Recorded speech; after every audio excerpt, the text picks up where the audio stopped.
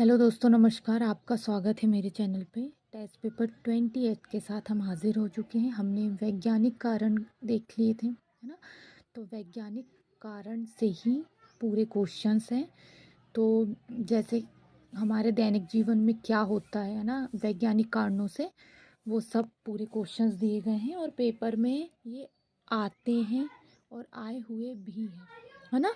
तो जितने भी जुड़े उससे क्वेश्चंस हैं वो देख लेते हैं, है ना। हमें देखना है, तैयारी करनी है। तो 9 नंबर के क्वेश्चन से स्टार्ट करते हैं। आइए स्टार्ट करते हैं। तेल जो रहता है, दीप की बत्ती में तेल ऊपर चढ़ने लगता है तभी दीप जलता है ना।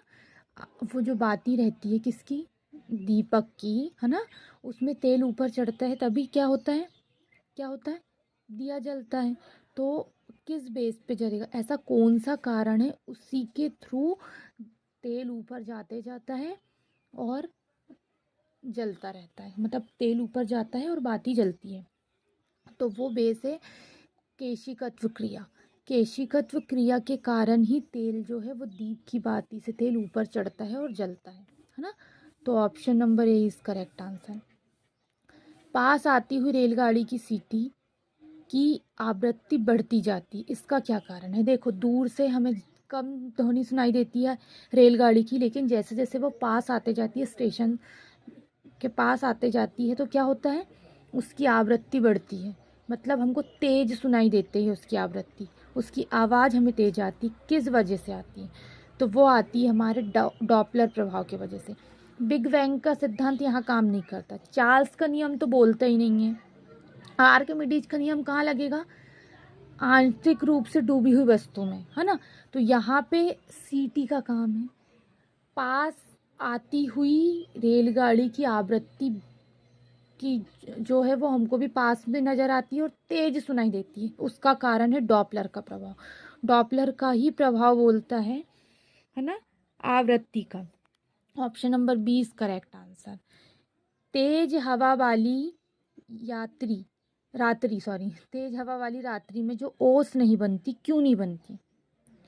तेज हवा चलती है रात के टाइम, तेज हवा चलेगी तो जो सुबह ओस बनती है ना, पत्तों में, घासों में, चीज़ों में जो ओस की बूंदें जमती है वो नहीं जमती। क्यों, किस वजह से नहीं जमती, तो वो इसीलिए नहीं जमती, बाष्पीकरण की दर भी तेज हो जाती है। बाष्पीकरण मतलब बाष्प क्या होता है, बाष्प होता है कोई भी चीज़ का वायुमंडल में उड़ जाना, है ना।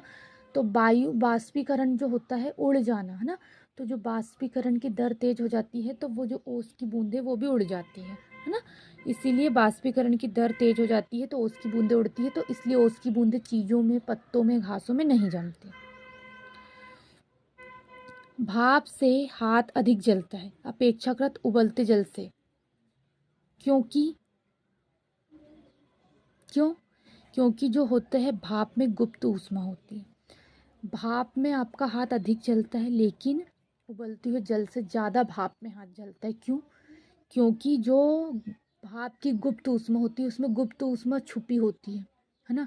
डेल्टे के रूप में उसमें गुप्त ऊष्मा छुपी होती है, इसीलिए भाप से हाथ ज़्यादा जलता है अधिक। Option number A is correct answer. किस गुण धर्म के कारण पानी से भरे बर्तन में डुबोई गई छड़ी मुड़ी हुई प्रतीत होती। कौन सा गुण है कि जब हम पानी में, पानी पूरा भरा हुआ है पानी, उसमें अगर कोई छड़ डुबाएंगे तो वो हमको मुड़ी हुई प्रतीत होती है। वो कारण है हमारा अपवर्तन का, है ना। अपवर्तन के कारण ही हमको वो जो छड़ है वो मुड़ी हुई प्रतीत होती है। ठीक है। आकाश नीला प्रतीत होने का क्या कारण है, आकाश नीला होने प्रतीत होने का कारण प्रकीर्णन। जब प्रकाश प्रकीर्णन होता है तो हमें आकाश नीला दिखाई देता है। आकाश में जो चीज़ों का प्रकीर्णन होगा तो हमें आकाश नीला दिखाई देता है। वायुमंडल में प्रकाश के विसरण का कारण क्या है, तो वायुमंडल में प्रकाश के विसरण का कारण है धूल के कण। वायुमंडल में जब प्रकाश का विसरण होता है तो धूल के कणों के कारण ही वायुमंडल में प्रकाश, carbon dioxide gas, helium gas, जलवाष्प, ये किसी का कोई रोल कॉल नहीं है। रोल कॉल है तो वो धूल के कण, जो धूल के कण वायुमंडल में होते हैं उन्हीं के कारण हमें प्रकाश का विसरण दिखाई देता है। आप करके भी देख लीजिएगा। छोटे से एक बंद कमरे में छोटा सा छेद करिएगा और वहाँ से प्रकाश आने दीजिएगा, तो आपको आपके वायुमंडल में धूल के कण दिखाई देंगे, वही हमारे प्रकाश का विसरण है। समुद्र नीला प्रतीत होने का क्या कारण है?